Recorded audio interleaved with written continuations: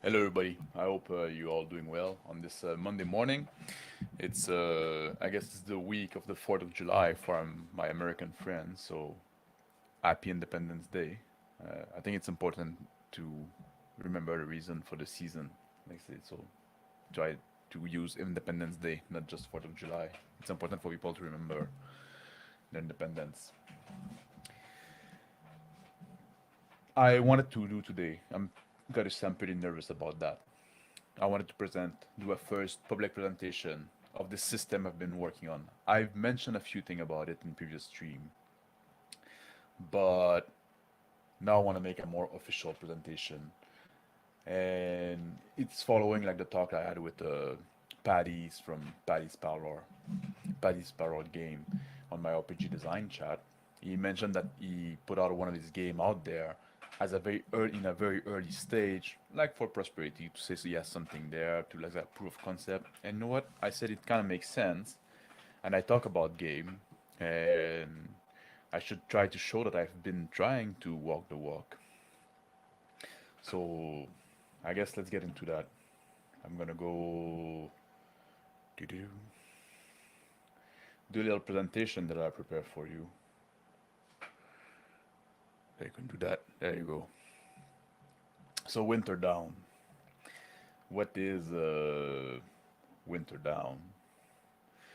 It's let me find my slide. I don't know if does that work? I'm not even sure if that's work. I think the PowerPoint is not working. I don't know why. Oh, there you go. Nope. Huh. That's annoying. I'll try something else then.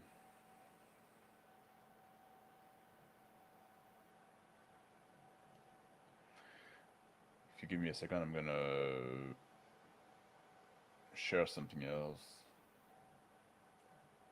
Move. Nope. Stop screen. There you go. Share screen.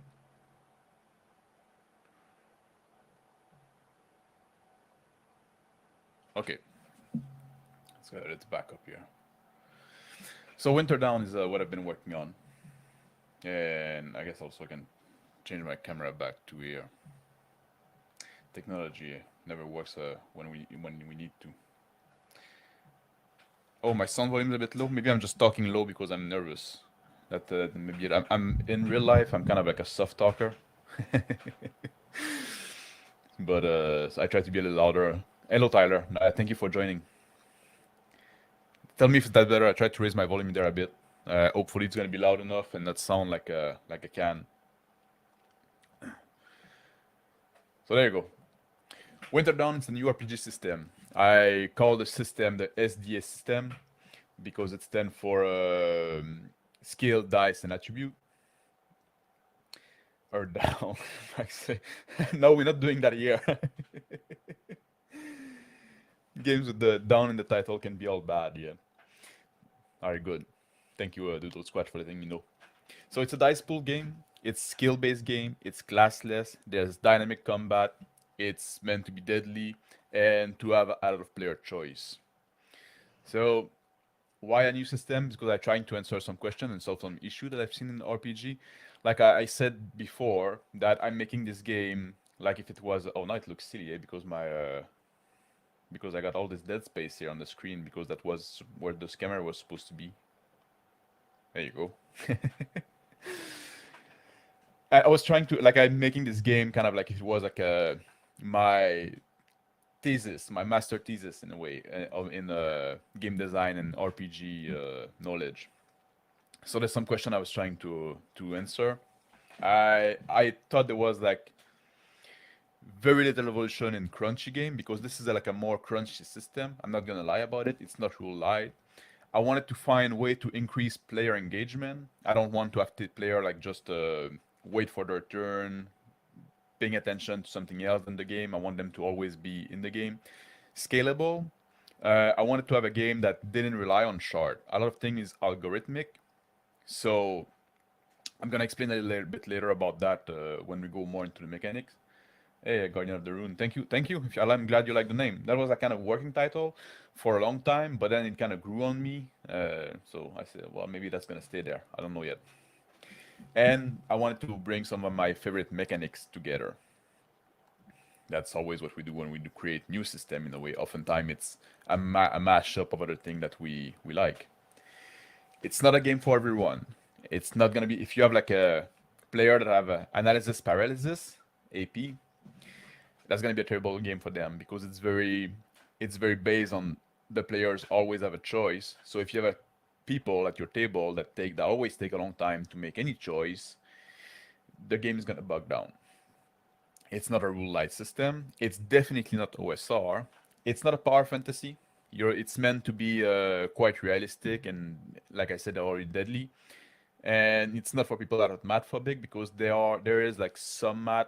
It's kind of light math, but if people like are very scared of math, they might find other system easier.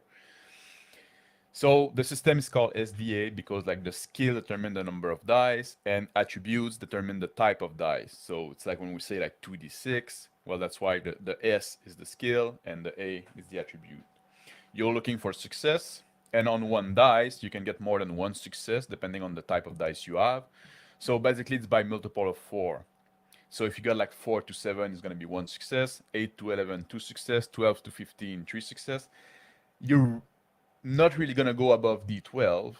It's used like the standard polyhedral dice. You're not really gonna go above D12, but like some monster could go all the way up to a D20. And this big gap there I like because it's kind of like even if a character were to go like to a D20, it's like think about at some point you plateau, and then like think about this old master that go in the mountain, and then you don't see him for years, and he train and he train and he train, and then come back and he's basically like a fucking god. That's so I thought that was kind of cool. I thought it was like I saw that this gap as a feature, but so yeah, if you can get all the way to a D20, you could get 5 success on a single dice.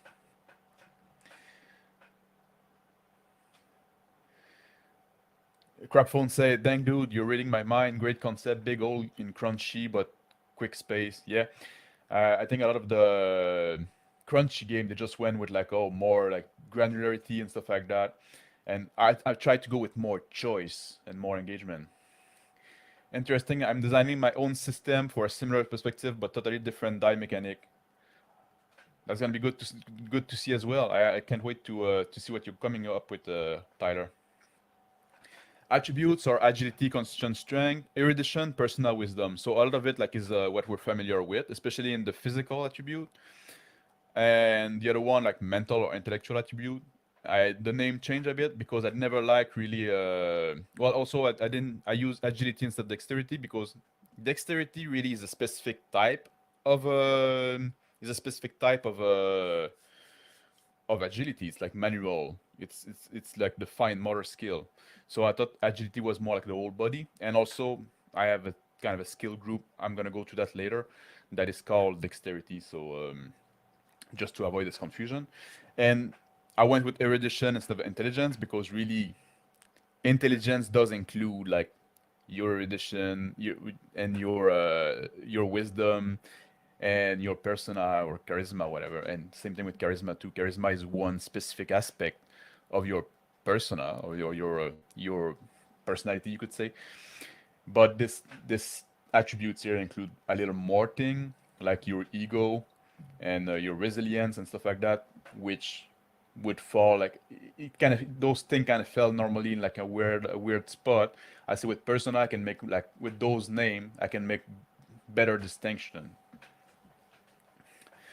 And 2 is going to be considered weak. You can go to 1, of course. 3 is average, 4 is strong, 5 is exceptional. And because that's what I was saying, that it's scalable, there's no really any limit. You could like, because everything is algorithmic, you can raise however you want, like depending on the type of game you play. If you want to play a very high power level game, there's nothing that would stop you. You just have to apply the same math. Hello Justin, nice seeing you. Thank you for dropping by. Crapphone say, I'm working on a system that's similar. Some of my attributes are designed from working on a similar system. Some of my attributes are derived from others. I have endurance, which derived from strength and L. Yeah, a lot of people do the derive attribute. I'm not doing that here, but okay, skills. Skills are linked to two attributes. For example, stealth is both agility and wisdom. Because also we have wisdom would include like the perception and stuff like that, but also like knowing when to be slow. You know, there's a lot when you're trying to sneak around, you have to be wise about it. Um, and skilled organized in skill group that are 4 to 6. And for example, the Atlas, and it's funny because I know Tyler was talking about that yesterday. You have the skill group of athleticism that include climbing, jumping, lifting, running, and swimming. And the letter in parentheses there are what those skills depend, like the attribute that those skills are linked to. So climbing is going to be agility and strength. Jumping is also agility and strength. Lifting, you double down on strength. It's just strength. Running, it's constitution and strength because you have the stamina. Same thing with swimming. And when you do a roll, the rank of the group is added to the rank of the skill. So for example, if you do a lifting roll, you're gonna include the athleticism rank to your lifting skill. And there I say like arts. If you got like the arts group rank of 1 and music skill of 2, your actual music skill is 3. And when you have like 3 skills in the same group that at 1 or more, you all lower them by 1 and you increase the group rank by 1. So that's why I call this slide transferable knowledge, because if you do a lot of lifting and you swim a lot and you do some climbing, at some point you're gonna be like a pretty well-rounded athlete. So even then, if you go to do some what did I say? I say swimming. If you want to go do something that is also in the athleticism group, you're still gonna benefit from it, even though you never retrained that. You're just gonna become like a well-rounded athlete. And same thing with like here, the example I use is art. At some point, if you do like dancing and writing and music, you're probably gonna have a good artistic sense. So even if you never took a paintbrush before and you go and try to paint something, you might be able to do something that is pretty decent just from your artistic sense. Tyler say, similar to Shadowrun with the skill groups. I love that mechanic. I'm not familiar with Shadowrun. I might have like picked up something on the on the way. Just restarting the stream at 2x speed. You know when I copped up. Also, did you enjoy Kendo Castende? I didn't really celebrate. I'm not like a celebration guy. That's a good way to represent that. Athletes are easier to teach than people who are brand new in martial art. Yeah, that's like I coach lifting, so and I always like getting denser. People that used to do like sometimes I coach women. People that did ballet and stuff or jazz dance or something like that. They're so easy to coach. They're a pleasure. They have good body understanding. People with martial art are not too bad as well. So this is another example, like for the skill group increasing, like that, a guy that would have like his survival, like he got 2 ranks in first aid, 1 rank in foraging, and 3 ranks in tracking. He would become with survival 1, so his survival group would rise by 1, then his first aid would drop by 1, sheltering with no foraging would drop by to 0, and tracking drop back down to 2. But when you come to make a roll, you would actually have the same number of dice, but now it would have 1 more dice when you go fishing.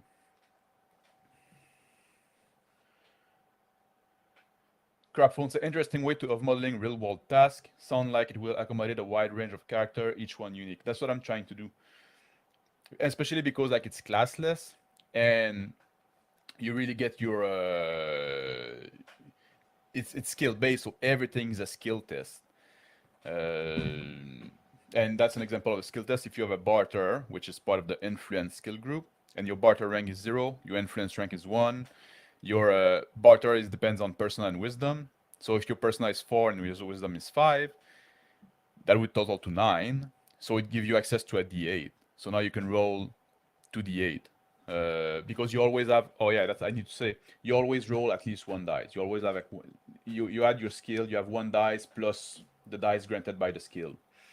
So now you have like a 0 in barter, but 1 in influence that give you one dice plus the base dice, the just the dice from that you can have on any even with a skill of 0. And since your persona and wisdom is 4 and 5, that add up to 9. There's no 9-sided die, so you roll a d8. If you were to raise your persona to 5, and then that would add it to 10, then you could move up to a d10. If you roll a 7 and a 3, that would give you one success. Because it's, like I said, it's always like on multiple of 4. Every multiple of 4, you raise to one more success. Difficulty level is the number of success that you need to succeed at the task. So if it's something that's routine, you need 0 success. So unless you have like some malus, you don't need to roll. Easy, you're gonna need 1 success. Challenging is gonna be 3 success, and difficult is gonna be 10 success. And this 1, 3, 10, that's a pattern that's gonna come back a lot. So note that. You're gonna see I'm gonna use that a lot. It's a pattern I came across, which we call like half order of magnitude. Like an order of magnitude would be like 1, 10, 100, 1,000. Those are order of magnitude. If you go 1, 3, 10, 30, 100, 300, those half order of magnitude. And I thought it was like the sweet spot for many things. And because I like homogeneity, that's the pattern I went with, and I'm sticking to it throughout. Yeah, Flame Zombies. I've seen D9 for sale, and they look so weird. That's the thing. I didn't want to go with specialty dice, but because everything is algorithmic, if you want to go with D9, if you want to go with D16, if you want to go with D70, whatever you want to go, because everything is algorithmic, you don't have to change any rules. You just say, well, that's what we have now. If I hit a D10 hard enough, I think I can make it 9-sided. You have to squish it. You end up with a D9 and a D1. Yeah. And if you have success above the difficulty level, so if you have a difficulty level of 3 and you roll 5 success, the remaining success are hits. And that's going to be important. So you would score 2 hits. Those are a big mechanic I'm going to use a lot. You have bonuses and malus. Bonus always grant you extra dice. Malus subtract result from your roll. And you can never have more bonus die than what your basic dice pool grant you.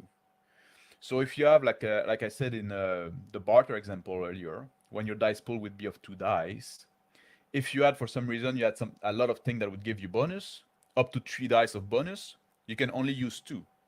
Because you can never more than double your dice pool through bonus dice. So the other dice would be wasted. So people that are more competent at something can benefit more from the situation they are in. That's what I wanted to represent there. A big central mechanic of this game is what I call spirit. And spirit is a mix of both stamina and morale. And if you did kind of sport, or if you dealt with depression, or if you did both, you can know that if you're tired or if you're depressed, the effect on your performance is kind of the same. So that's why I kind of like merge those two together. And it's the same thing when you fight, you're going to lose spirit. It can represent both you getting tired or you getting like demoralized, getting scared, or stuff like that. And spirit limit the number of dice you can roll. So your dice pool can never have more dice than your current spirit score. And your spirit start at 4 times your constitution plus your persona. So again, constitution for the stamina part and persona for your force of character if you want. And you can use those spirit points to buy bonus die. And again, we go with the pattern 1, 3, 10, 30. So you can spend 1 spirit point to get 1 bonus die, 3 spirit points to get 2 bonus die, 10 spirit point to get 3 bonus die. So there's a ramp up, and that to represent like the more effort you put into something. And this now it's just a rule that seems self-contained, but it's really like a central mechanic in the game because it bring like a push your luck kind of a kind of a feel to the game in a sense because you now you want to achieve something that can be difficult. You have to gauge how much effort you're gonna put into it. And because spirit also limit the number of dice you can use, it's a resource you have to manage.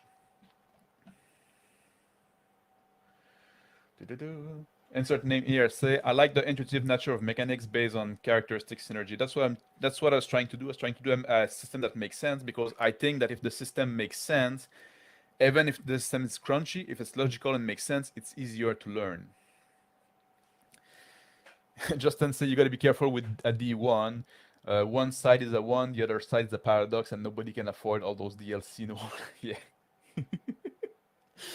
Flames on B say, I love that there's a reason for martial character to have persona. Oh yeah, absolutely. But like that's the thing. It's such a big thing.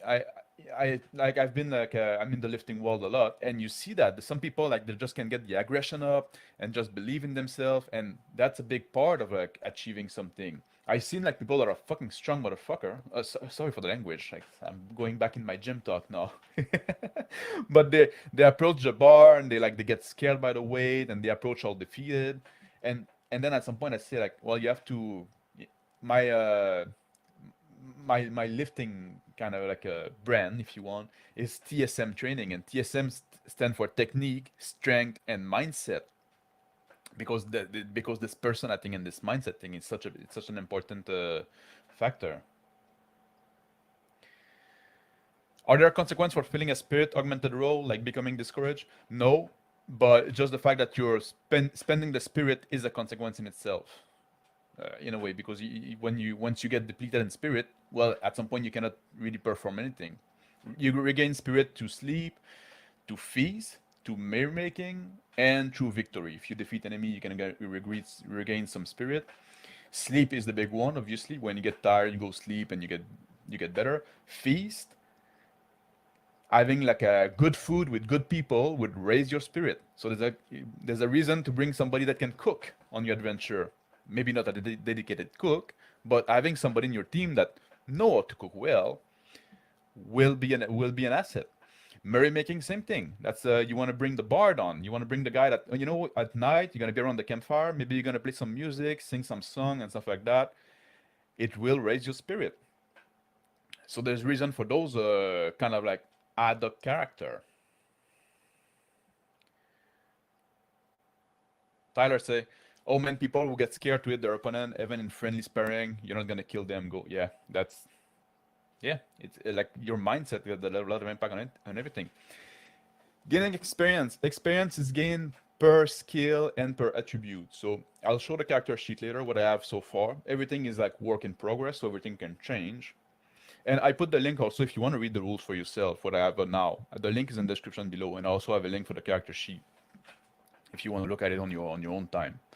But like I said, this is very early in development, so everything is subject to change. But I just wanted to, I don't know, prove that I'm working on something, not just talk. So with next to your rank, you're always gonna have like a box for your experience for that skill, and you gain 1 experience point for a skill every time the tempo change. So tempo, it's action, interaction, transition. Action is basically when you're in initiative. So when you have round, so in the combat or if you're doing a chase or stuff like that, you're in action tempo.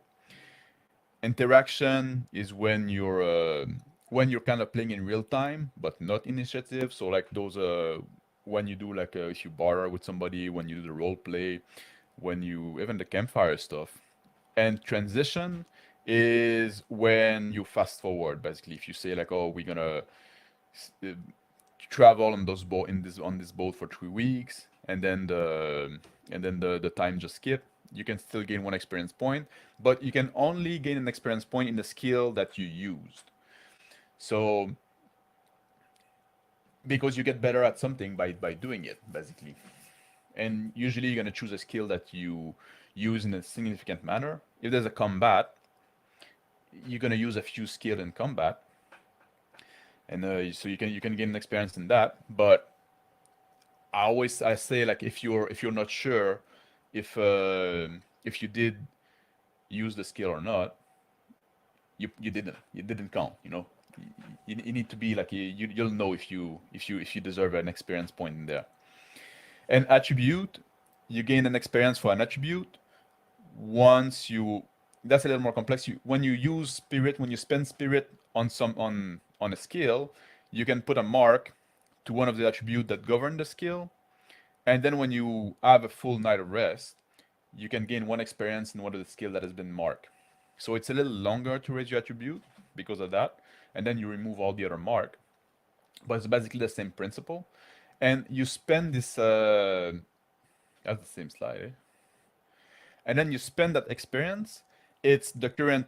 I said current skill. I said current rank plus 1 times 4. So if you had 0, bringing a skill from 0 to 1 is going to cost you, and you also add like the group rank and that, but it's going to cost you basically 4 experience point. If you want to go from 3 to 4, it's going to cost you 16 experience points. So the higher, and that's also like the scalable thing. There's no upper limit, because if you want to bring a skill to 20, good luck for that. But technically you could do it, because it's just like, again, the same math. You can just like and the experience, when you spend the experience, is returned to 0. And it's the same thing with the attribute. It's your current rank plus 1 times 4. And that's the same thing I said earlier for the skill group. Once you got like 3 skill in the same group,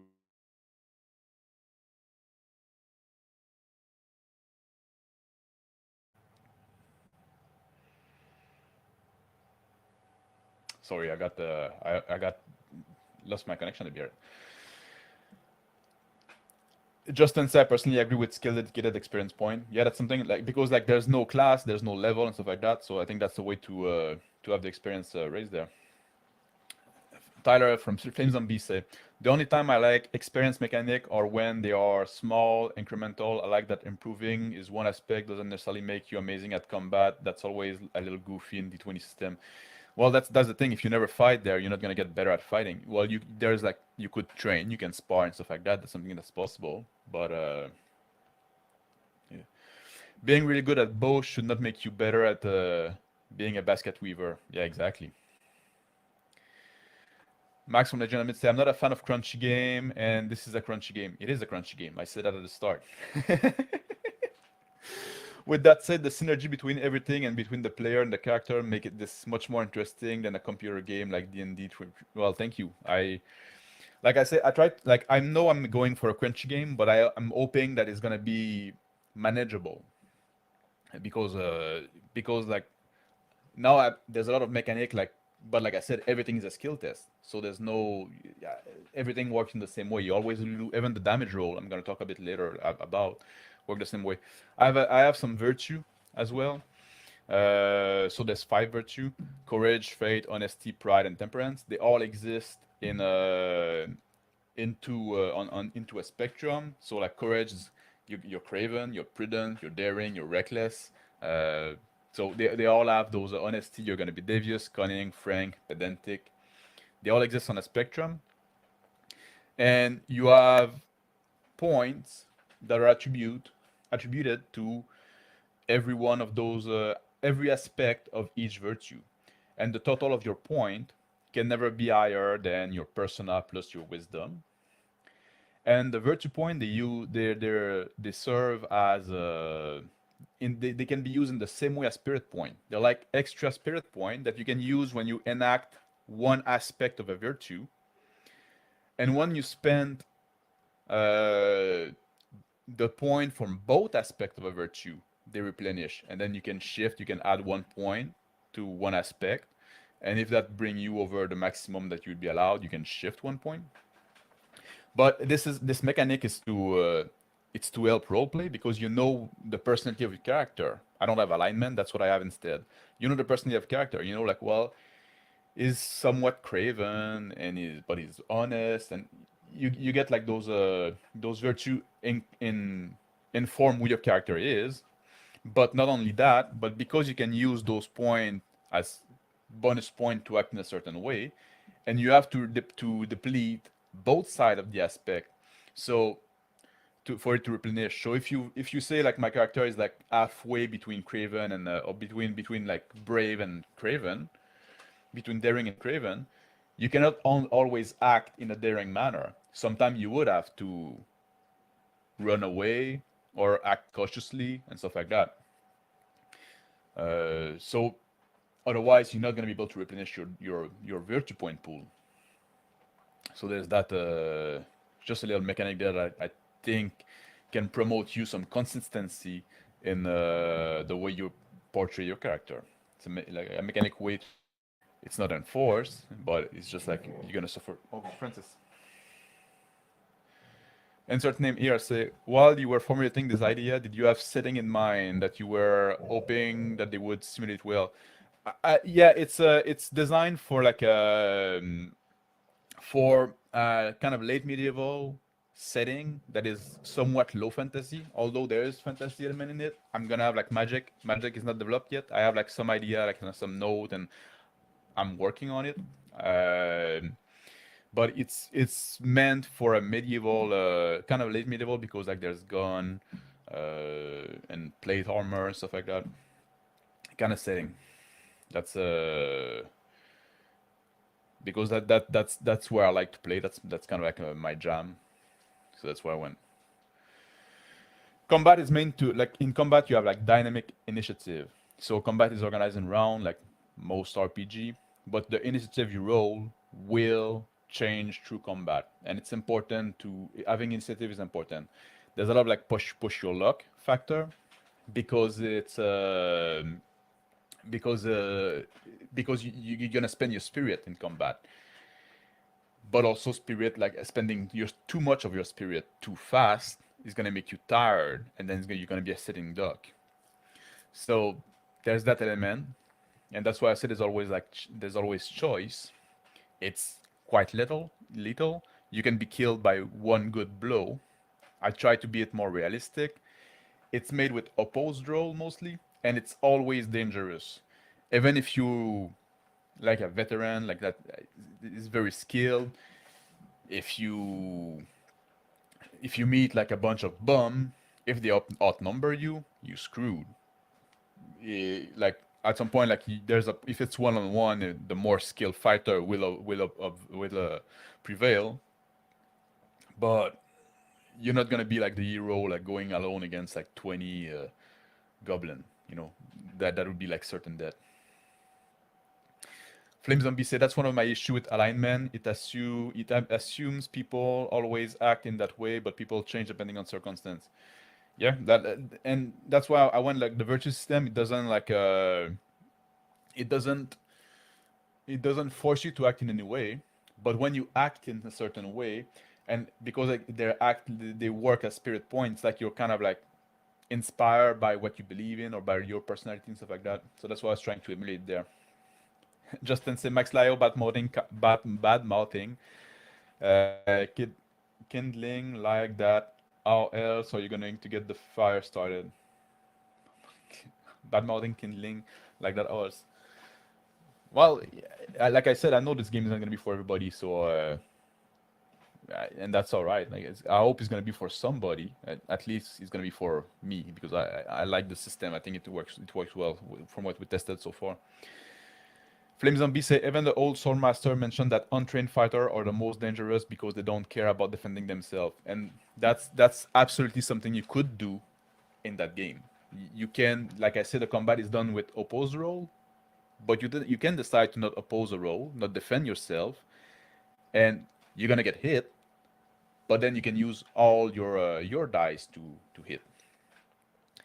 And the same thing with managing your spirit. You can go like full on and like spend all your spirit in the first attack to double your dice pool. But if you don't kill the guy, then you're gonna be a bit drained. Not your game, the Indian perfect. Oh, yeah. Hello, Flady. Welcome. I'm somewhat deep in here if you just joined, so there is constantly crunchy, and there's systems that appear crunchy at the beginning, but that smooth out with familiarity. This seems to be the later. I try to be that. I try to be, but like I said, somebody that has a lot of like take a lot of time to make choice. You will have to drill your player to like you have to make those choices fast. You have to choose. You have to go. The louder I scream, the more energy I put into the kindling. At a certain point, I like that. It like that science. It is. Pathfinder has a lot of kindling. If you don't like it, hundreds of books. Yeah, that's science. All right, let's continue on combat. So combat initiative, again, you got a choice there. You can go either with reflex, which is in the group grace, or perception, which is in the group acumen. Because again, I thought like combat wasn't done in a. There's more. It's more than just one factor, and I want to allow combatant or characters to come from different way. So that's the player's choice. You can choose you basically pick your best skill for that. Or the way you're gonna approach combat. You're gonna approach combat because you're very quick and nimble, or you're gonna approach combat because you can read the scene very fast. Can be attacked. Oh yeah, okay, initiative, yeah, because I got messed up by initiative can be attacked. I'm gonna talk a little bit about that later, but the initiative, you roll initiative at the start of combat, but your opponent can lower your initiative, and it's quite important to have the initiative to be able to act first. I'm gonna talk a little bit about that later. And you can re-roll your initiative during combat. You can take your round, and that's the action you decide to do. You look around, you reassess the situation. That's the term I use, and then you can re-roll your initiative. Because if the opponent like lowered your initiative too much, sometimes it's gonna be worthwhile to just take a moment to say, okay, what's going on now? And you go from highest to lowest, and you can delay your turn, but so you can act either at your initiative number or the negative at your initiative number. So if you roll 3 on the initiative, you can act on 3, or if you want to decide to wait, you can act at -3. So the guy with the highest initiative basically choose if he acts first or if he acts last.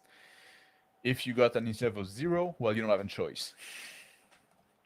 And characters are often gonna take their turn outside of initiative. So the turn you act the round or go on the order of initiative, but oftentimes you're gonna take your turn not on the initiative number because the combat is made a lot with a opposed roll. So if somebody attacked you, well, you're gonna react now, and you're acting. That's the time you're gonna act.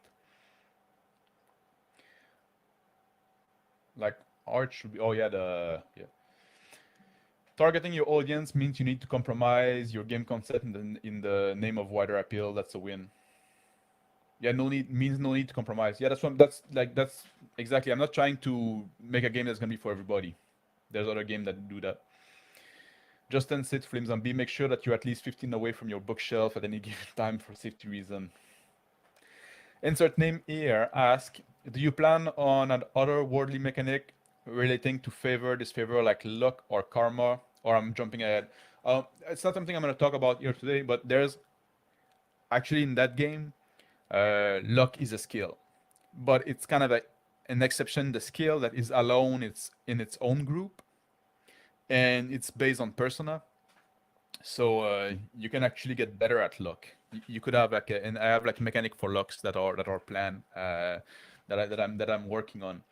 But yeah, you actually can have a character that is lucky. That kind of is his thing. Flame Zombie say, I'm thinking about incorporating the initiative concept in German longsword.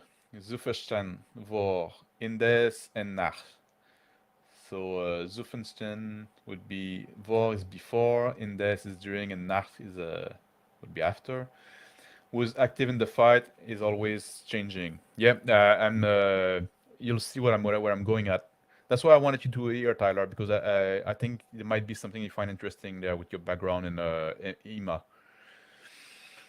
So combats or in combats in a round, you can do action, you can do reaction. You have free action, free reaction, and movement. Movement, it's basically just like in any RPG, mostly or pre-fight, zoo fight, and oh yeah, zoo pre fechten fight. Yeah, that makes sense. Zoo would be early or pre. Yeah, action and reaction, or you use like action and reaction. You're gonna have like a role, and your I'm gonna talk a little bit about that, but just like you have different type of basically doesn't really make a difference. An action is something that you're gonna do on your round. A reaction is when you act outside of your round, and same thing with free action and free action. But there's a some meaningful difference, but it doesn't go too far there. That's an important point. Combat dice limit. You cannot use more dice, and the bonus die don't count toward that you cannot more use more dice for your action and your reaction in a round than the number of dice granted by the skill granting the most dice. Because if you want, you can do more than one action and reaction in a round, but it means you kind of to do split your dice pool. So let's say you want to run, and your dice pools for running is 3 dice, and then you want to attack somebody, and your with your sword, and your sword skill give you 5 dice. Well, you can use 5 dice in total. So if you decide to use the 3 dice to run, you only have 2 dice to attack. If you want to only use 2 dice to run, then you're gonna have 3 dice to attack. So you have to split, and that's again about the choice that you have to make in combat. You have to split where you want to put your energy, and the bonus die don't count in that limit, and you can only spend spirit point on one roll, because basically spirit points also how you focus and how you dedicate yourself to something, and you in one round you can really only dedicate yourself to one thing. So that's an important limit there.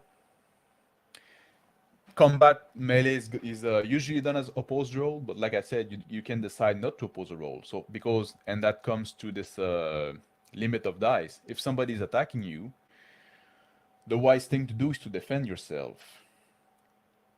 But if you defend yourself, do you defend yourself with all your dice, or do you keep some to attack afterward, or do you, or if you want to do something else, if you have multiple opponents that fight you, and that's what I was saying, it's always deadly, because you're not attacking against a static armor class.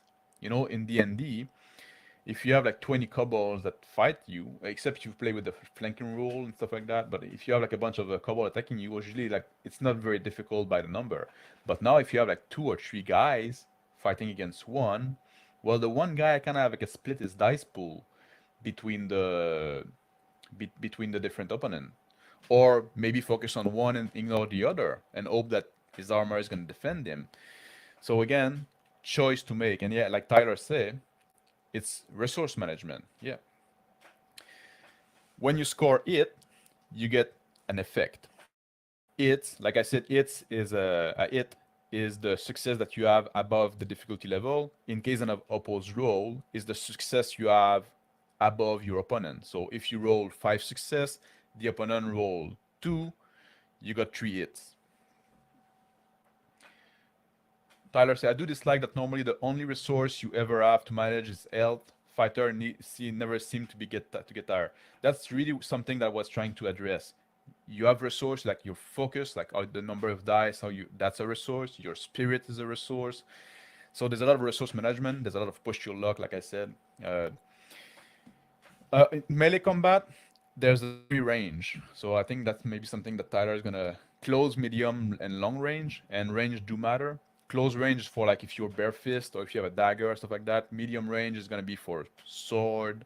Long range is gonna be for spears and polearm. And if you attack somebody outside of the effective range of your weapon, you do have some malus. So you're gonna have like you're gonna lose some success on your roll. And also the weapon do have damage type, bludgeoning, piercing, and slashing, and armor reduce damage, and armor also protect differently against different type of armor of damage. So there's a bit of the crunch there, but it also add a tactical aspect because you have to know what kind of what kind of armor. You know, if you have multiple weapon, you need to choose the right weapon for the right opponent for the right type. You know, you're not gonna use using like a sword against somebody full plate might not be the most effective thing. Tyler say I have exactly the same range with anything longer just being range combat. Yeah, for range combat I call it the far range. That's the term I use. So there's basically four range: close, medium, long, and far. I'm gonna talk about range combat just after that. And I'm not surprised you have the same thing because, like I said, you come from EMA, so we probably have like a lot of the same source there. If you're using long weapon too close, it's going to get jammed. If it's too wide, it's a whiff. Yeah, and that's even also if you're in an enclosed environment. Using a spear is going to be pretty difficult because you have to be in close range with a long range weapon. That's going to be like quite a bit of malus to your roll. So if you're fighting with a spear, and that's also a lot of the range matter, because if you're a guy with a spear against a guy with a dagger, the guy with the dagger will want to close the range, and the guy with the guy with the spear will want to stay away. Justin says, so as you all know, I'm very empathic and aware of, sorry, I shouldn't laugh there, of the desperate needs of our friend with pink or blue hair. How does a character have absolutely legitimate consensual sexual act? There's a skill for it's a skill group called kink. I'm kidding. I don't cover that in that game. Maybe somebody will make a supplement if the game goes somewhere. The closest range in MI it's called Krieg. Yeah, it's a weird word for that. Oops. In the German system, of course. Krieg is war. Yeah, technically I have wrestling as a close range, but it's more a state of being. Yeah, I do have some grapple there.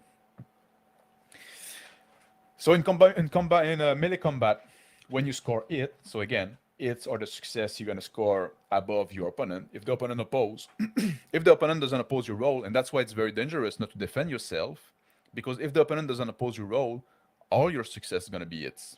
So it can be, and that's why like we're talking with Tyler earlier. Tyler was saying, untrained opponent can be dangerous because you're gonna have double. You're gonna kill them, but they're gonna kill you as well. That would be the case here. Somebody would decide, oh, I'm just gonna go all on the offense. I'm not gonna defend myself. Well,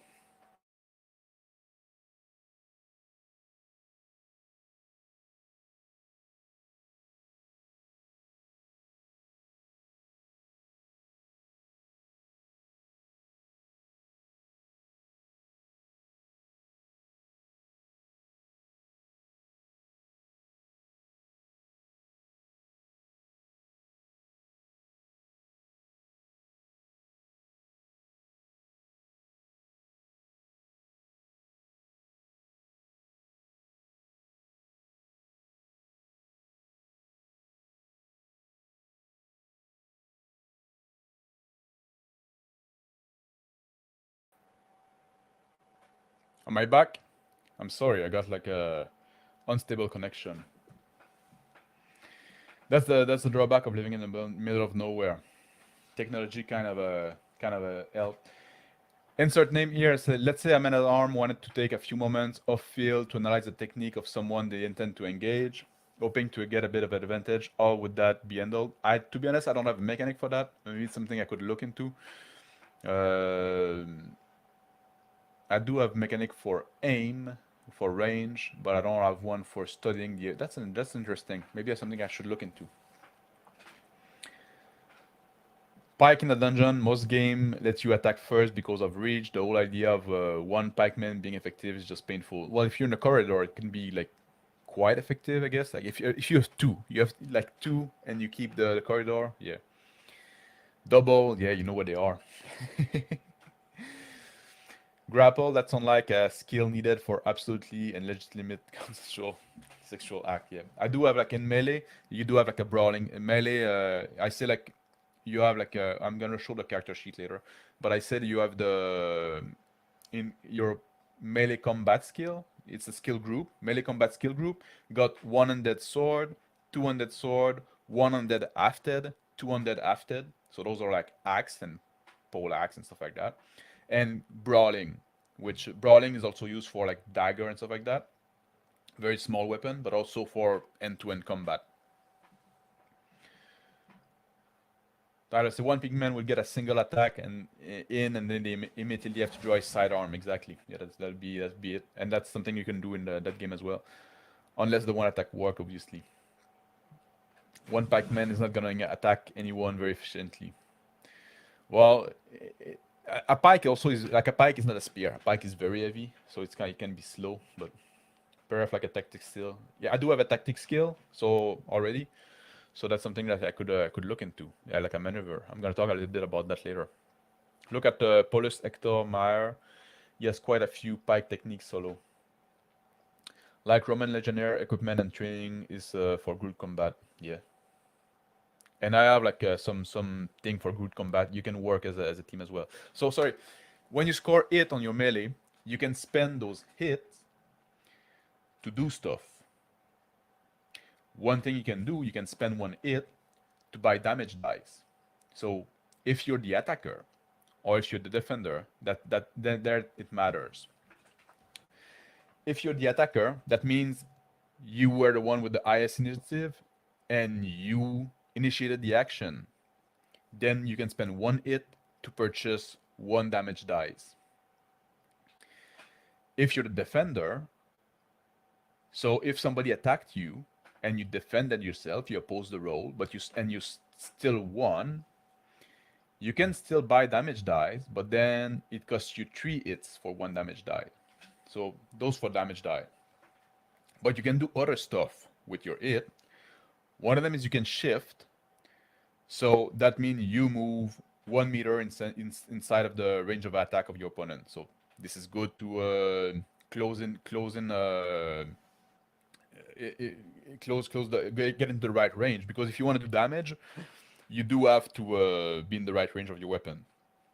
So if you're in long range with a dagger against somebody with a spear, you still manage to win the exchange. You would have to spend 2 hit to go to medium range and to close range before you can buy damage dice. You can do it in the same exchange, but it means you have to spend at least 2 hit to get the first damage die in. You can push an opponent.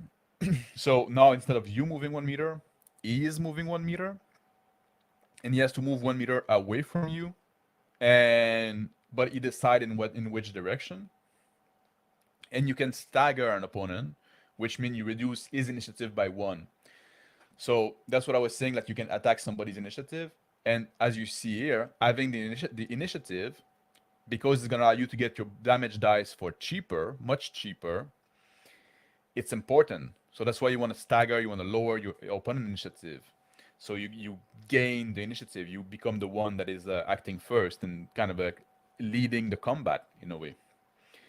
For 3 hits, other thing you can do, drive, is so you move the opponent 1 meter, but now, contrary to the push, the opponent has to move away 1 meter, but he can decide in which direction. In drive, you move the opponent back 1 meter, but you decide the direction.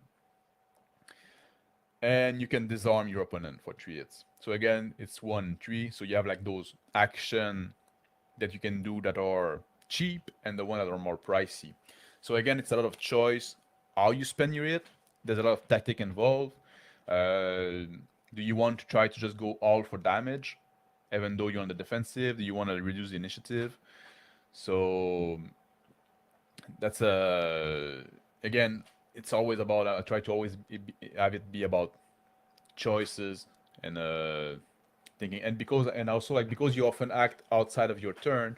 That's also one thing I was trying to do to get the player more engaged, so they don't just look at their phone waiting for their turn, because they have to see what's gonna happen on the field, because they can be called upon to act right now. So Crapphone say, I love the idea of a group mechanic, Cobalt, front rank with Albard,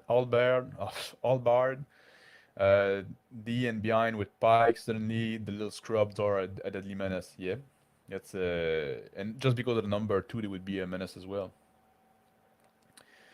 Ah, interesting. That's sort of like Shadowrun's alternate mechanic for buying hits to penetrate armor, hit a dodging opponent. Yeah, maybe I should look at the Shadowrun then. I never look at Shadowrun because I dislike the setting. Justin say, yeah, I was going for the shorter end. Still shouldn't work in a cave or even in a normal size room. Yeah, the pike. Yeah. L, I've got a 6.5 foot quarterstaff, and that's a pretty bad weapon indoor. Yeah, I got my 6 foot Zweihander, and you cannot swing it inside. Range combat. Range combat is resolved with, I say, DDCDD. So dice, distance, cover, dodge, damage. So dice is going to be like the roll for the attacker, and the target, if he's aware that it's being attacked, can try to dodge. Now they're going to both roll there. Then distance, every range weapon got a range increment, and every time you pass your range increment, you you get like a malus, like a half order of magnitude malus. So let's say you have like a weapon that have like a range increment of a 5 meter. Maybe it's something that you throw, like some kind of like a thrown spear. You're gonna between 0 and 5 meter. You're not gonna have any malus, except if you're like against with somebody that's in melee. Then if you go between 5 and 10, you're gonna have one malus. Between 10 and 15, you're gonna have like 3 success malus. If you go above 15, you're gonna have like 10 success malus. Beating 10 success would be pretty exceptional.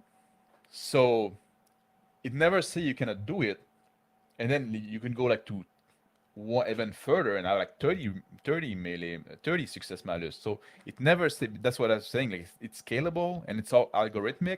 It never say you cannot do it. You can try, but good luck beating 10 malus, 10 success.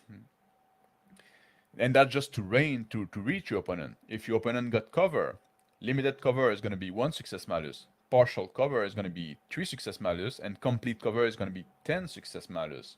So if somebody is completely covered, you can try to hit him. You would have to hit him like you're gonna maybe like get a little piece that stand out, that stick out from the cover.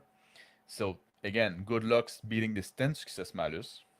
And if you do, well, you're gonna have a lot of hits, so you're not gonna be able to purchase a lot of damage dice. So again, it's the scalable nature of the system. You never say no, that cannot be done. You say no, you can try it. It's probably gonna be shit. It's probably gonna be worth shit. And then if your projectile managed to reach the opponent and go through the cover, then you subtract the success that he had on his reflex for the dodging, if he tried to dodge, and then you got hits and you can roll damage dice. There's no control effect that I call, like so you cannot like you're not gonna stagger, shift, or disarm somebody with a ranged weapon. It's you can do damage, but also the people you're targeting cannot affect you because you're far away, so there's an advantage there.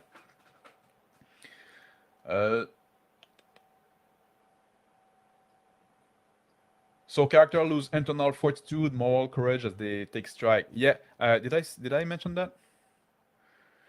Yeah, every time a hit is scored. Oh yeah, it wasn't. I think I skipped it. It wasn't the yeah.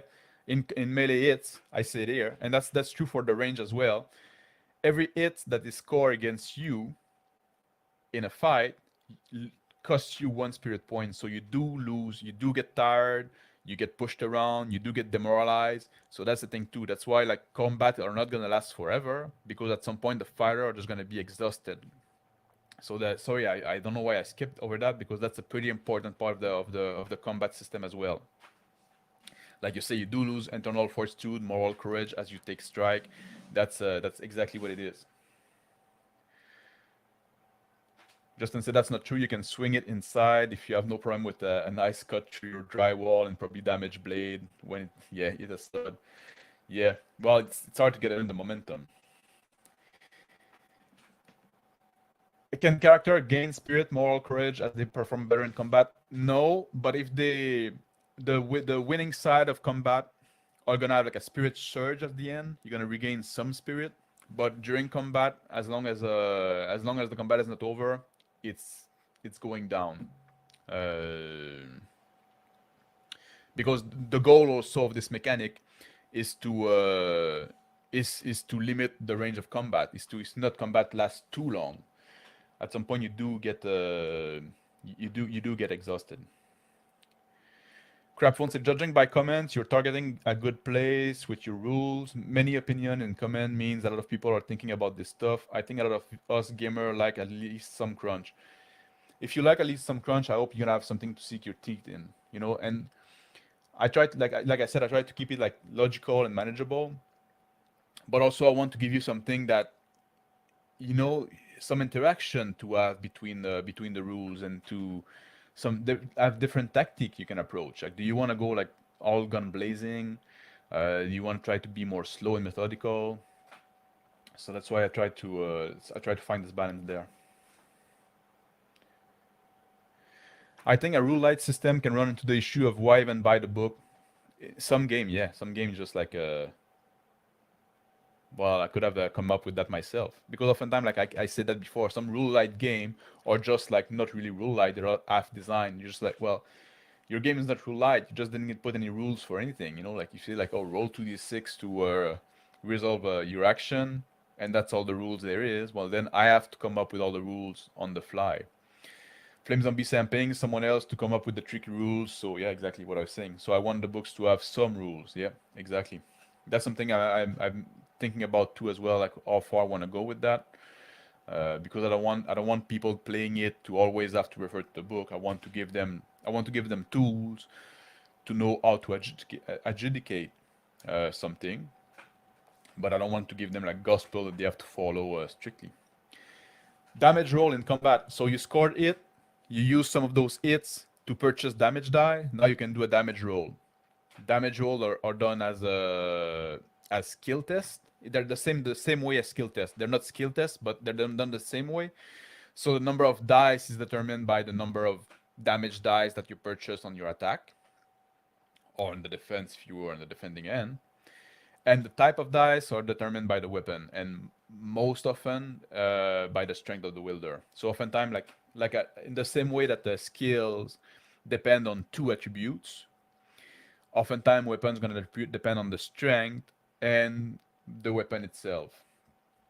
So like a weapon can be like your strength plus 3.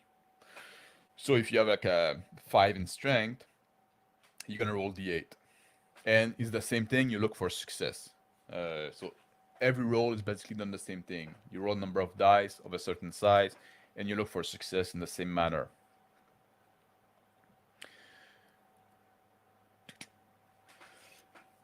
Combat is injury is done with an injury system, and when you receive when there's a damage roll that is done against you, and the armor subtract success from the damage roll, and then the remaining success are hits. And for every hit done on the damage roll, you have like those injury box. I made like a little like a mock-up here of how it would look like. That would, for most characters, they're gonna have like 3 line of 3 minor injury plus 1 major injury. So when a damage roll is done against you, for every hit score on the damage roll, you must tick 1 injury box, and all injury box from a damage roll must be ticked on the same line. So again, there's a choice to be made there. There's some management to be done there. If you receive like a small hit that only check 2 injury box, you're gonna put them on a fresh line. But then you receive like another hit that would force you to check 1 injury box. Or do you want to put it on the same line? Do you want to go on a different line? So there's some management there. Do you want to keep some line that are free? Because if you receive a hit that would force you to check 4 injury box, you have to put them on the same line. And so that's going to be a major injury. If you receive a hit that would force you to check 5 injury box, you're gonna be incapacitated. So maybe putting like little injury everywhere is not the right move. Maybe do sometimes you do want to say, you know what? Oh, this hit landed in the same spot as the other one, so this injury is aggravated. So, and when you receive major injury, you have some effect. So if it's a piercing injury, you're gonna bleed, and it's gonna be a bleeding a level 1, a severity 1. Slashing is gonna give you a bleeding severity 2, and bludgeoning, which I spell wrongly here, bludgeoning, I don't know why, is gonna stun you, and you're gonna be stunned. The stun is gonna give you a malus equals to the number of hits, score, and damage roll. And when you're bleeding, you have to make a choice. Either you impose yourself a 1 success malus per bleeding wound, because like I said here, usually like you're gonna have like every wound is gonna be you're gonna have to check if it's bleeding and at what severity. So for every wound every injury that is bleeding, you have to impose yourself a 1 success malus, or you can ignore the bleeding wound, but it's gonna aggravate. So now if it's a bleeding severity 1, it's gonna go to bleeding severity 3. If it's 2, if it's a severity 2, it's gonna go to severity 3. And if it passes severity 3, you become incapacitated. So you can just like basically become incapacitated because you lost too much blood. So it's like if you were fighting, you got some cut, you kind of like limit yourself a bit. Otherwise, you're gonna make the wound worse, and that in itself can bring it down. But sometime, if you're fighting with a tough opponent, sometimes it might be the right choice to ignore the wound because you need to defeat him, and you can tend to the wound later. So depending on the context, depending on the situation, you have to manage that. You have to make those choices. It's all about choice.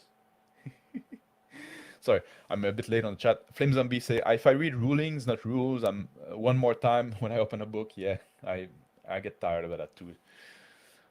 Justin say, I define crunch as being the necessary waste of time you end up with when having to reference the core rules system even after playing for years. How would you define crunch? I think that's not a bad definition. Crunch, rules, they have a depth, and they have a depth would go this way, and a width. Like, some rules they have a lot of rules, but the rules are not very deep. That's one type of crunch. What I try to do is that I have my rules a bit deeper, and that's why I want to reuse a lot of the same system.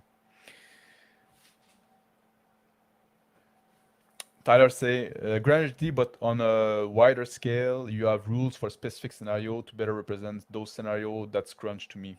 Yeah, when every little scenario got its own subsystem, that's very crunchy, and it's like the bad type of crunch in my opinion. Flame Zombie vehicle accelerate, people just move linearly in Shadowrun, for example. A light system wouldn't have acceleration. Yeah, exactly. Different subsystem for something that is like conceptually similar. That can get a lot of currency. That's cool. You can sort of flavor covering your injury with fresh body part. Yeah, exactly. That's what I was kind of going for. Chivalry 2 Simulator Battle Cry. Yeah. Just then didn't put a question mark, but how do you deal with potential major injury, like you lost an eye or a finger or something as a limb? That's when you get incapacitated, you're gonna have like lingering injury. I'm still developing that at the moment. But once you got a major injury, once you pass the major injury and you got like you get incapacitated, then you're gonna have some long-term effect. That's part of the thing I'm covering next. What's next? I have advanced combat section I'm working on right now. I'm still working on. It's already written. Now I'm editing it and rewriting it to make it a little clearer and clean up some rules and stuff like that. And those include like maneuver. So if you want to do a murder stroke, you can. I mentioned a little bit of like reassessing the situation. So if you want to take your turn to look at the battlefield and re-roll your initiative, that's part of the advanced combat, the maneuver. If you want to do a shield wall, that's part of maneuver there. Uh, a charge because some like I said, you can do a movement and you can do an action, but usually if you want to do more than one action on one turn, you're gonna do one on your initiative number and one on the negative of your initiative number. But some maneuver like a charge, which is running and attacking, allows you to do both roll at the same initiative number. So those are the kind of like they're like the kind of exception to the normal rules. That's a lot of where the crunch would come in. And weapon trade. So I know that's something that is going to be interesting to Tyler. Stuff like if you have an axe got a beak that you can hook. That's a weapon trade that allow you that make disarm easier, for example. Um, so different weapon like a shield are considered just weapon, and they have this weapon trade of being a shield that gives you that can you like bonus dice when you if you use them to defend yourself basically, but they make damage more costly. So that's the next thing that's gonna come up, and also the grapple rules, which is always like quite interesting. And character creation is gonna be with the life path system. It's so basically what I used, you have like a number of points which I used to jokingly call like which I used to jokingly call snowflake points, where you the more unique option you choose, the costly it's gonna be. So it's not about power; it's about how you try to make your character unique. So if you play like a human that grew up in a village doing like villager stuff and stuff like that, it's not gonna cost you a lot of like background point, which is I think the real name I go for, not snowflake point. It's not gonna cost you a lot of background point, but then you can use those point at the end to make you special in different way. Like so maybe you have like because why would you go adventuring otherwise? You're just like a peasant boy and stuff like that. You must have something special about you. Um or you can be more grizzled veteran where you have more experience. You went to combat and you went to those campaign. So those are background points. So you can choose if you want to have somebody that is out of the mundane life but have something inherently special about him, somebody that is normal but add an exceptional life, somebody that is normal, add a normal life but is a little more experienced. So you can choose the type of character you want to you want to create with this life path system. And there is going to be magic, even though like I'm not the like I'm known, I often talk against magic, and there's 6 type of magic actually that work with different system, and they all depend on a different attribute. Actually, like because like the skill depend on 2 attributes. So there's gonna be like one that is like pure persona, and one that is persona and wisdom, and one that is a persona and erudition, and one that is erudition and wisdom, and one that is pure erudition. Like, and they all work in different manner. So there's one that is a little more almost a kind of invention, but it's wizardry. But it's because like you have to prepare your spell. Everything is done with true scroll. You can have like a divine magic that you need to pray to get like a. It's almost like spell point. You need to pray, so you have to have good faith. You have to good score in religion, and then you can get point from your god to perform miracle. There's sorcery, which also work with the point system, but you get those points by sacrificing people. So when you kill somebody, you can offer them to like the dark entity that you serve, and you gain some point to you gain some point to cast spell later on. There's a magic system that I call elementalism, that you control the element, but it's doing so costs you spirit point, so it's very taxing on the body. It exhausts you. So 6 different type of magic that all have like their own mechanic, and a character can only learn one. That's our limitation that I put. Oh, that'd be nice if you Yeah, if you want to look, like I said, I put the link for the rules there down below. If you're interested and if you have like advice, I got an email address there as well. So if you got like comments or advice or stuff or that you want to share, I'll take it and consider it for sure. Tyler say I have a fairly flexible weapon system to represent things like bill hook coming in many shape and size. Yeah, that's what I was trying to do as well.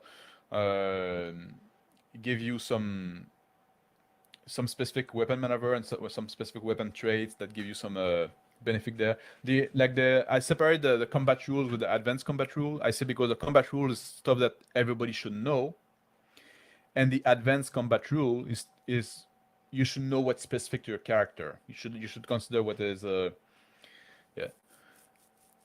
I like the 13 age. One's unique thing idea. Every character should have something odd, interesting about them, even if it's minor. That's like I said, I want to give like the possibility to have like very different type of character there. The more snowflake point you use, the more justifiable reason there is for people with honor to kill you.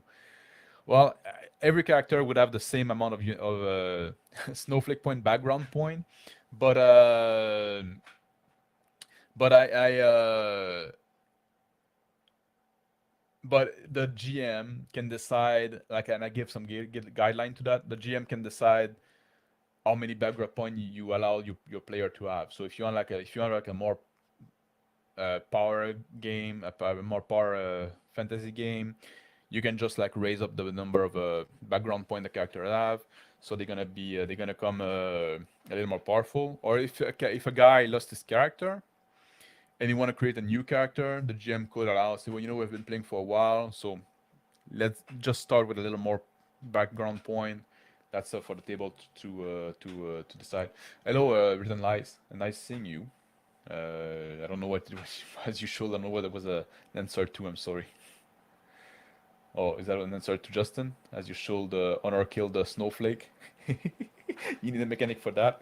Well, that would be with sorcery. You honor kill the snowflake and you gain some point to cast magic. In that, if you bleed too much, you become incapacitated. Oh yeah, yeah, that's yeah. And even with the stun too, if you get like stunned. And there's other thing I didn't cover here, like there's a flanking and rearing mechanic as well. And if you have like your front is gonna be 180 degree in front of you, and then the 45 degree on each side of that is your flank, and then the 90 degree behind that is your rear. If you wear a closed helmet, it's kind of flipped. Now the 90 degree in front of you become your front, the 45 on the side will become your flank, and the 180 behind become your rear. And that's the thing. Like I said, the game can be very deadly. That's I can stop that, and I want to do a present for something else. And the game can be very deadly because if somebody like gets you from the back and oh, that's a drunken cleric game. So this is what the document look like. So it's all like you can jump to link very easily what you want to look, and everything is written down. The example are in those golden box. Sorry, I'm just gonna finish my idea. So if somebody like get you from the back, you're gonna have a bonus from rearing you. If you're not aware that it's there, he's not gonna oppose your roll. So you can quite easily kill somebody in one shot that way. If you grapple somebody, and you use a dagger, the armor is negated. So if you sneak up on somebody from the back, you attack them. They're not gonna they don't know you're there, so they're not gonna oppose your roll. You spend one of your hit to enter in a grapple. You with your dagger, you stab them. The armor doesn't count. You get the bonus for the rearing on the attack, so you probably scored a lot of success. Yeah, the guy is dead. So the guy is just fucking dead. So this is the kind of a gameplay that I wanted to allow with that. So also you're gonna see in the document I have where can I find one? I start with a poem, which is one of my favorite poems. I got like those section nota bene. Those are things that you should pay attention to. And I got also those section there where you see with my seal. Those are like when I explain, maybe more in a more conversational manner. I explain why I did something, why the way or the way are. You know, it's kind of like the voice of the author saying like, oh, this rule is there for that reason. So they have different purpose, but it's something you can see. Like I said, it's very navigable right now, and I try to keep the writing somewhat short, so I hope it's not gonna be too painful to read. And if I stop that, and no, I don't want to stop that. I wanna keep sharing that. I just want to share the. So I need to close my eyes to read. And this is what the character sheet look like at the moment. Can I move? Can I move myself? No. All right. I'm just gonna do that then, so I'm not in the way. And I'm gonna zoom that in. That's way too small. There you go. This is what the character sheet look like at the moment. Let's look what the chat is saying. If there's question. Justin say, I didn't say how many you had. I said how many you use. There's a difference, but also I'm joking on the use of the word snowflake. Yeah. No, I get. I was joking as well. Like, some people are going to hate that their character dies with one wound. When it, yeah, well, but that's the thing, you know. It's not gonna happen all the time, but if because also you can die from one hit, but you can also kill from one hit. So it goes both way, and it's not gonna happen all the time, but like you can definitely stack up the circumstance for it to happen. And there's a bit of like a spiral of death. Some people don't like that, with the spirit point being depleted and with you having malus from your wound. But I think I tried to compensate that because it's a delayed spiral death. Because you have much more spirit point than you're gonna have dice in your dice pool. You can lose spirit point at first, it's not gonna affect your performance. It's just at some point it's gonna start affecting you, and then it's the time that okay, now you make a decision. You try to run away. Do you use the remaining spirit point you have to run away? What time do you break off? Do you think you push through and you can win? So again, it's all about choice. It's all about like making those decisions that are meaningful.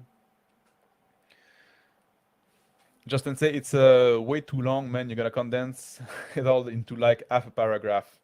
Yeah, like I was trying to do a one line, but just like run out of end. I wanted to do like this one line RPG, but then I said, oh, I need to add that. I need to add that. So it kind of grew up on me. Crabphone say, one thing I hate, your thief completely surprised somebody, slashed their throat, and stabbed their kidney. Oh, sorry, you did 79 point of damage, and they have 85 point, and yeah, and tell 4L. Yeah, that's not gonna happen. If you, like I said, if you sneak on somebody, and the dagger, there's a real reason to have a dagger, or a rondel dagger, if you want. There's a real reason to have a dagger, because those weapons, like, it will ignore armor. Like, you're not gonna ignore armor with necessarily a hammer. But you come in with a dagger, you're gonna find the niche. You're gonna find the little nick and stab somebody in there. Justin say, well, that's why I like having a cook in your party. You need to have a decent necromancer around. Yeah. Or you can cook the body. Insert name here, say crap phone. If the game has lever that thinking strategic player can manipulate in order to dramatically mitigate the likelihood of one hit kill, I think it's fine. That's what I'm trying to do as well, like snowflake, yeah. The snowflake point. Maybe I should keep it like that. For the record, I love gritty and realistic. That's what I'm going for here.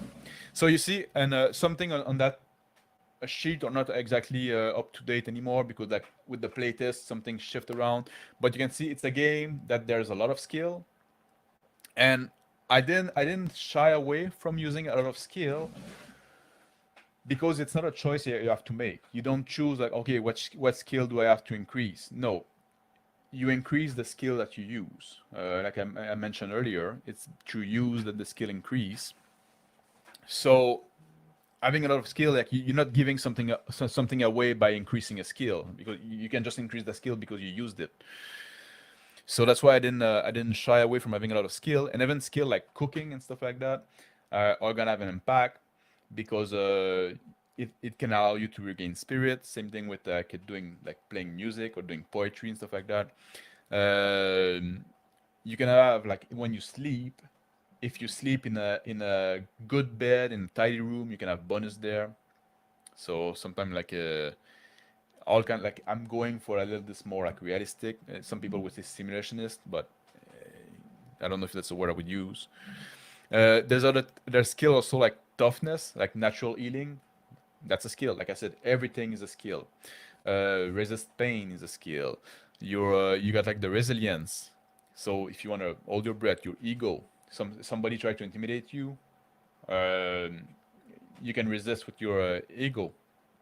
Resist cold, resist heat. Those are all skill. And as a Canadian, I can tell you that like resisting cold is a skill. You can get better at it. Yeah. Justin said, well, if they don't find you Andy, they better at least find you tasty. Craftphone say, I always think getting a rondel dagger cut in your shoulder joint will be agonizing. I wouldn't be the one to try it. Flame Zombie say, soldier in the American Revolution always talked about how awful the food was, mainly because none of them knew how to cook. Yeah, that'd be like having the halfling around to orc POV perfected. Oh, for the eating the yeah. So, oh yeah, when like in the character creation, I said it's a life path. I need to change gender for sex now. You got size category. That matter. So you're gonna change your origin, your social class, your fate. You're gonna pick some life event that happened in your life, occupation that you took. Um, what was that made you an adventurer? Your call to adventure, and what motivates you. So are you motivated by gold? Are you motivated by fate? Are you motivated by love? Whatever. The virtue. So to express that their link. I need to change this. This is gonna change a bit. Sex on good days. Nah, I just now the word gender has been tainted. So good food can have a significant impact on moral, absolutely, and I do try to represent that in game. Good food and good company. Like if you have a party, like if you have a well-rounded party, somebody can cook, somebody can sing, you're gonna have a better time adventuring for sure. It's not gonna be all miserable all the time. Equipment, like there's the burden system, so that's basically slot. Burden represent both weight and size. So you have a limit how much you can carry. That's based on your constitution and your strength. And so every piece of everything that you carry represents some burden. Like I said, your the different size, you can have a different range of attack for melee. So because if you're very small, your close range or your medium range is not gonna be the same as if somebody that's very big. And I'm not going super granular on that, but it's like to make a comparison between like somebody that would be like a rat folk that is like 2 feet tall for somebody that would be like I don't know, a troll that would be like 8 feet tall. And armor, you got like the bludgeoning, slashing, and piercing, and then for different piece of armor you wear, you put the total here as the total that matter. I don't do aim shot. I might because I tried to play with having a way to do aim shot. I couldn't find a way to do it that was fun, fast enough, engaging, and worthwhile. So for now, I'm not doing the aim shot. Uh, Here you track your injury here. So everything for combat is like on this side here because basically it's a two-sided sheet that you can fold enough to have kind of like a 4-page booklet. So all your skill on or would be on one page. All your identity stuff is on the who you are is on the other page. Equipment on one page. Combat, everything you need for combat on a different page. So, like I said, if you want to look at it for yourself, the links are down in the. I can do the stop screen there. The links are all down in the description below. You have the link for the rule, the document that I showed earlier, and you have the link for the character sheet. I don't have any character generation up right now. That's gonna come a little sooner. And I don't have like the magic done. That's funny because when I do the all-to video, I always like skip character creation and magic. So maybe there's something there to me. But I wanted to put that out in the world early to I don't know. It's kind of like Patty that kind of like give me the impetus to do so. So and maybe it's gonna push me to be a little more productive on my writing, especially if I get comment from people. There's a email address there on the document where you can reach me at Drunken Cleric. I hope you're gonna find something interesting in there. And this presentation went way longer than I thought. If you have any other question, you can ask in chat right now. If you watch that later on, you can ask question in the comment below. I'm gonna reply to them. Justin here says switching gender to sex. You're sure you're trying to recreate a thirsty sword lesbian? Well, it's like, you know, I could leave it at gender, but I think avoiding the word gender and just using sex send the right message in those day and age. Just I don't know. Sometimes it's just something necessary to do. Flames Zombie say, "Oh God, let me forget that some system exists." I guess you're probably talking about the aim shot, the aim strike. In combat, you know, when you fight, you kind of hit what you get. You know, you don't really get what you get to it. When you fight, you choose in a way what you expose, and that's what I was trying to do with you kind of pick where the injury goes, but you don't really like. You have to be a bit opportunistic. Insert name here, say looks good. Really interested in seeing what you do with the life path system. I'm still working on this one. It's not quite where I want it to be. It's a bit too convoluted right now, so I need to simplify it and make it a little more efficient with keeping the flavor. But that's something like, you know, I talked about Burning Wheel quite a bit. It's a game, like I said, it's a game I really wanted to like because there are a lot of things I like about it. And obviously it's been like a big inspiration to me in my design, even though it's not quite like there's not much that is Burning Wheel. Maybe the life path system is going to be the thing that is more akin to it, but I'm also taking it to a different direction because also like the different life event and occupation that you chose, the cost in background point is influenced by the previous choice that you made. So basically, if you say like, oh, I grew up in the desert, and then you want to pick the occupation of fisherman, well, that's gonna cost more. Like, it's not like exactly that's random example I'm coming up there, but like if you say like, oh, I used to be a slave, but then I became a lord, well, that's gonna be pretty pricey. You know, like that's pretty unique thing. So that's that. Crap phone say aim shot, lame shot. You're always trying to get for the best attack. Yeah, that's what I think as well. I support the switch. Yeah, it's important to, like, if you like that, somebody that can both be on top and on bottom. That's good for you, Justin. I'm glad you're open to that. No, I know you're talking about the switch from gender to sex. Tyler say very interesting. Definitely see similarity with my system, but end of difference. I'm not surprised by that because I think we have a lot of similar interests. So we probably like yeah, it wouldn't be surprising that we came to the similar conclusion to a lot of thing. No, I mean Thirsty Sword Lesbian. I never looked at that game. Crapphone said this is gonna be a great for solo. You have time for the crunch, and it should make for a great story. I didn't really try it in solo. Maybe it's something I should do for the. That's also something I want to do for to. I want to create some system also for for the GM to manage combat a little more efficiently. But it's also a game that because it's a little more crunchy, and that's something I would talk about as well. You want to be able to offload some of the mechanic on the player. it's you cannot you don't I don't want you the GM to be able to have to keep everything in mind, you know, or everything on note.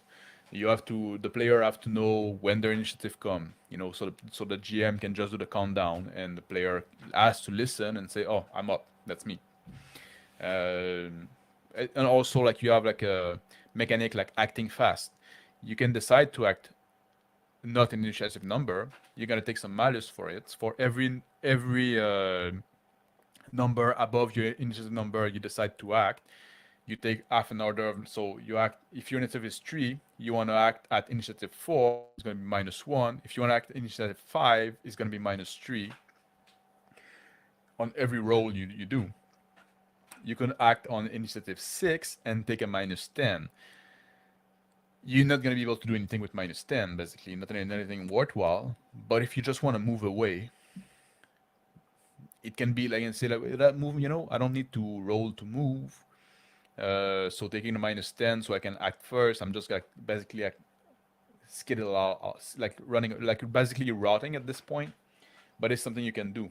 So I got an option like that. That's part of the maneuver. But because of that, like you have to be able to have player that kind of know the system and and that you can trust that they're not gonna try to cheat. Because if you have to babysit your player, I don't know what you would play with people like that, but apparently it's a problem for some. So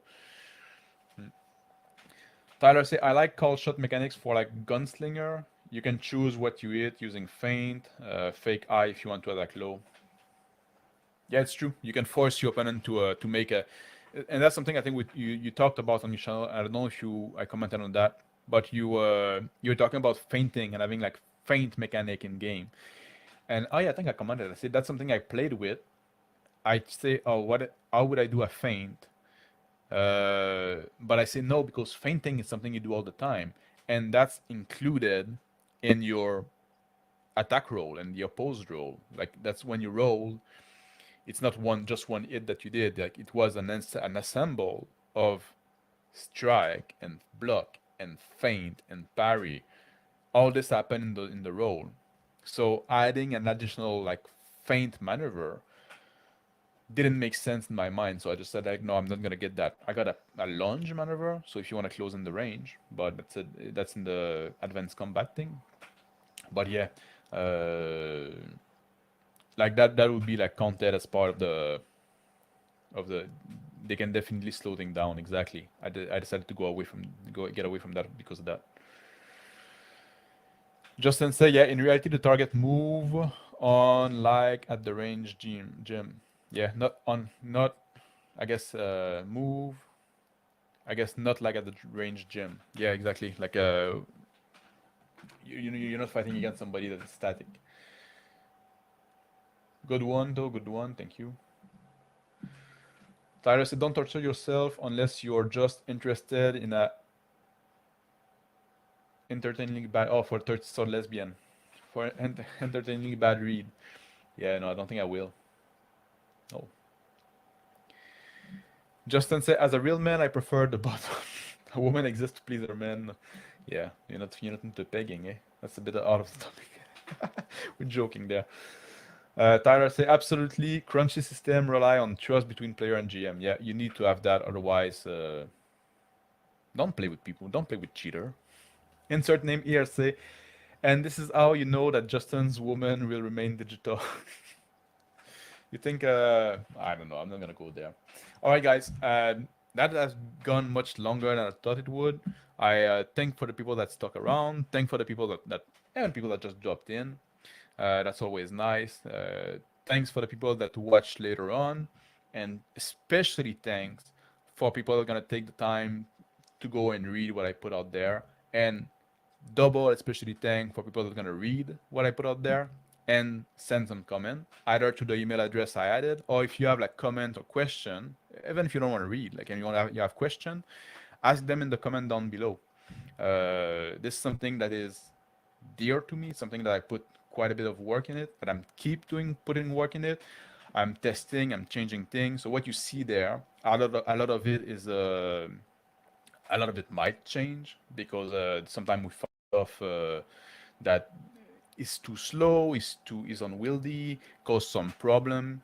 So it's still like I said. I put a mention there. Those are pre-alpha rules, so thing will change, and both in rules and in wording as well. So, but I hope you're gonna find something interesting at least in that, or entertaining. Thank you, Tyler, for dropping by. I was interested that because of your IMA background, I was interested in your thought because like I'm not an IMA practitioner, but I have an interest in it. Like I don't know. I watch a lot of IMA video on YouTube. I guess I would probably do IMA if I was in a place where there were people around, but there's nobody around, so I'm not gonna do IMA against a tree. You know what I mean, or against a coyote.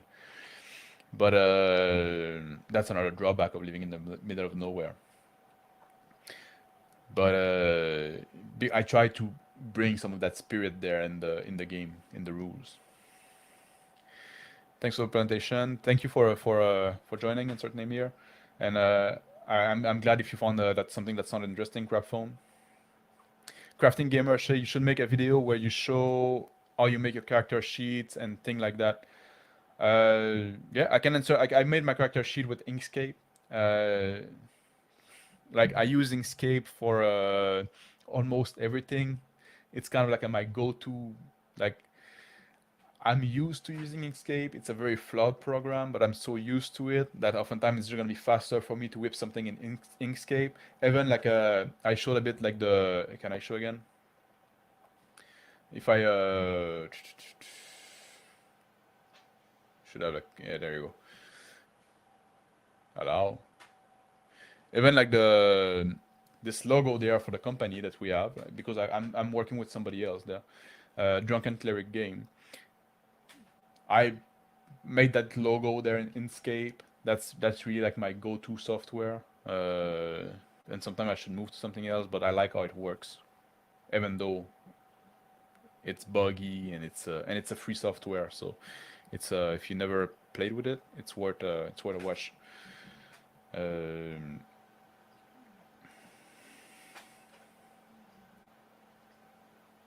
what do you say? Oh, Nicole, tell me jokingly all the time. I guess Nicole must be your mom. All right, guys, have a good one. I'm gonna end the stream now. Take care and very like I very much thank you for joining. It's I appreciate it a lot. Thank you guys. Have a good day. Take care. I'll see you back on Wednesday. I don't know what I'm gonna talk about. And also soon on this channel on Online Talk, I should have James Raggy. So that's gonna be pretty fun. I'm pretty excited about that. I should have waited until like we set date for it, but I don't know. I have a lot of respect for James Raggy, and I said like when I play OSR game, Lamentation of the Flame Princess is my go-to system. So even though like I'm not OSR guys, sometimes OSR game can be fun, and I'll go Lamentation of the Flame Princess because I like how the rules are written. It's short, it's to the point, it makes sense. And having James Raggy, he sacrificed a lot for his principle, and that's something I respect a lot. I'm gonna announce soon, so we're working on a date and finding a time. It's not gonna be on a Saturday like I usually do, but I'll let you know when it's gonna be. All right, thank you guys, and have a good day and take care. See you next time.